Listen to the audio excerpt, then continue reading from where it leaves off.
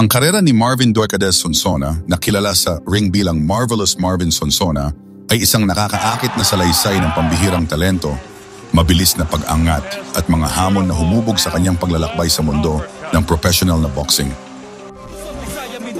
Lahat tayo ay sumigaw. Ako ang pambato ng bayan na kahit sino ang kalaban, tuloy ang laban na kahit sino ka pa.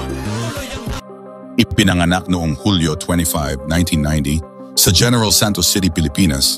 Ang kanyang bayan ay kapareho ng sa alamat ng boxing na si Manny Pacquiao na nagbigay agad ng mataas na pag-asa at paghahambing sa kanya.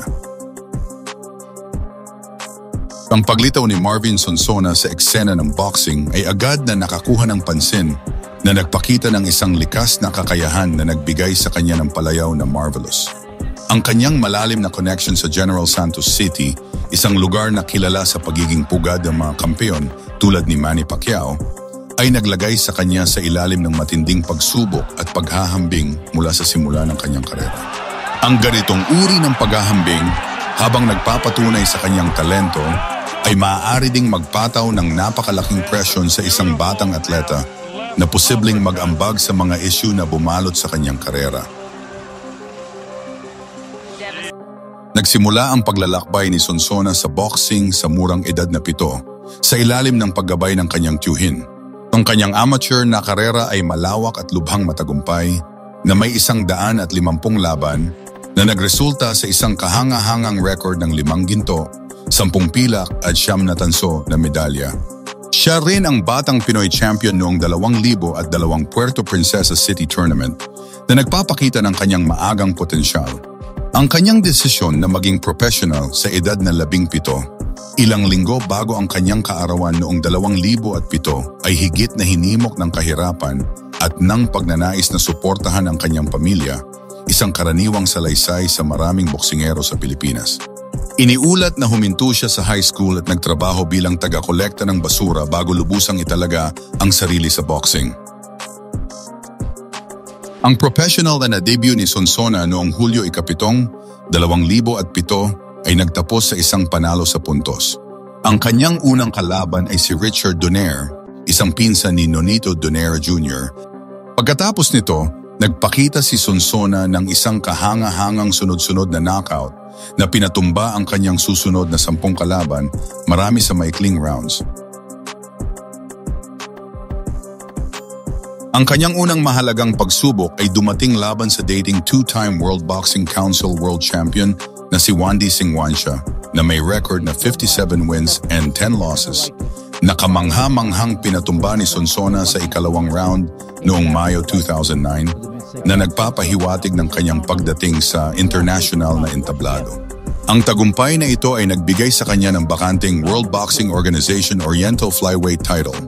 Ang kanyang napakalaking natural na lakas sa pagpalo ay nagbigay daan sa kanya na mabilis na talunin ang mga kalaban at mapabilis ang kanyang karera na humantong sa isang world title shot sa napakabatang edad. Ang pabilis na pag-akyat na ito, bagamat kapana-panabik, ay lumaktaw sa tipikal na unti-unting pagbuo at pagkuha ng karanasan na madalas na naghahanda sa mga boksingero para sa mga panggigipit ng championship boxing.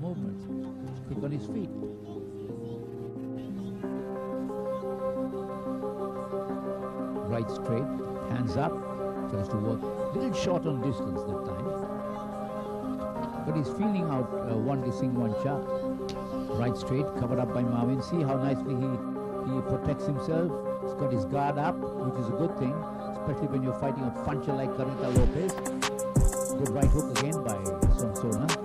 Loops in with the left and leans back to take away the sting of a punch from Wandy. Good left sneaks in by Sonsona. Another left. Left uppercut, that was a good punch. This is with the right hook. But you know who's throwing punches. Good 1-2 combination again.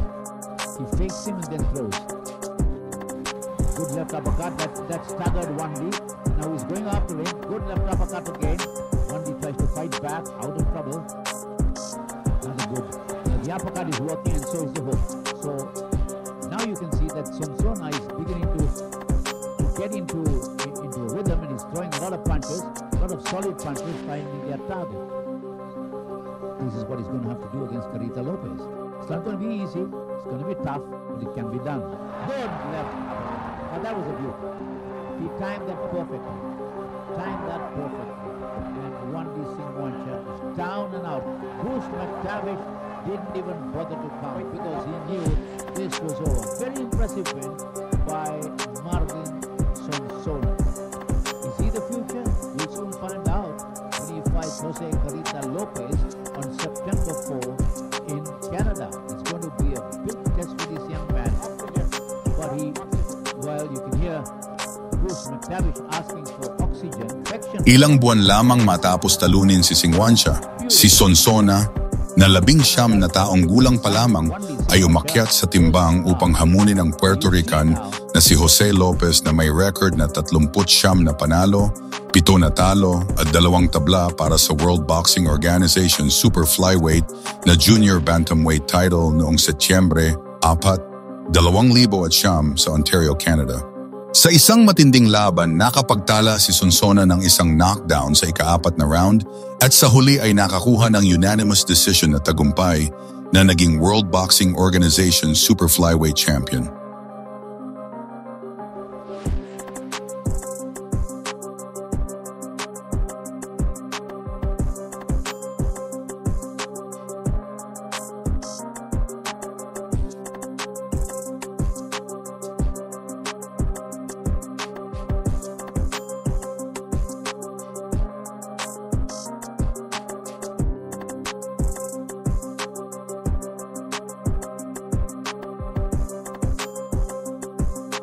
Ilang buwan lamang matapos ang kanyang matagumpay na panalo laban kay Lopez, nakatakda si Sonsona para sa kanyang unang depensa ng titulo laban kay Alejandro Hernandez noong Nobyembre 20, 2009 sa Ontario, Canada.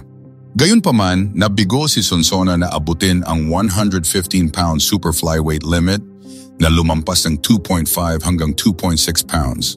Dahil dito, agad siyang tinanggalan ng WBBO ng kanyang bagong napanalunang sinturon bago pa man magsimula ang laban.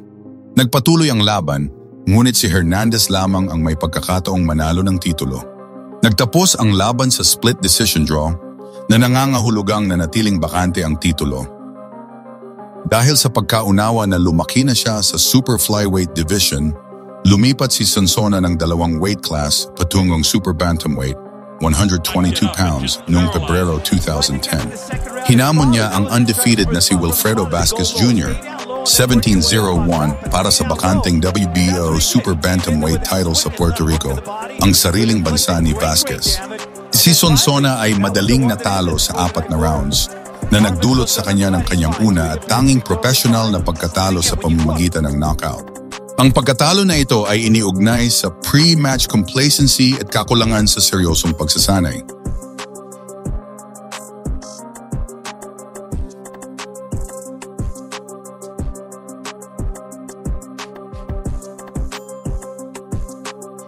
Ang rematch sa pagitan nina Marvin Sonsona at Wilfredo Vasquez Jr.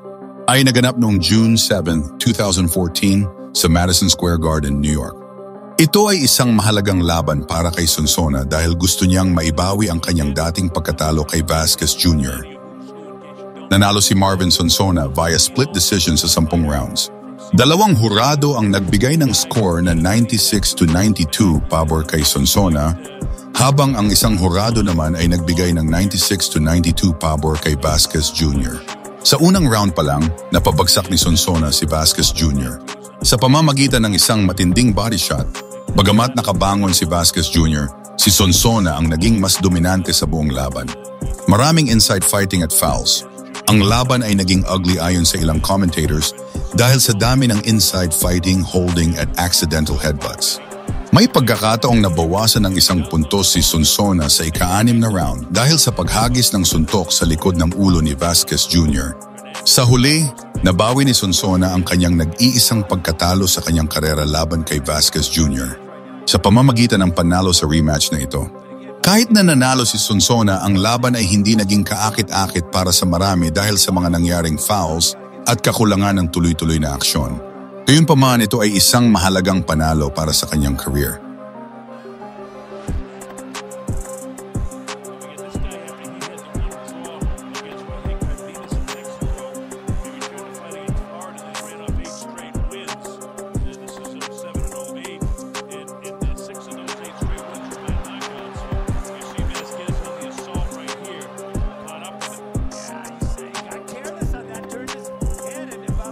Sa kabila ng mga pagsubok at pagkabigo, nagpakita si Sonsona ng katatagan na nagtanghal ng mga kahanga-hangang pagbabalik na kinabibilangan ng pagganti sa kanyang tanging pagkatalo at pagkuha ng mahahalagang knockout na tagumpay laban sa mga matitinding kalaban.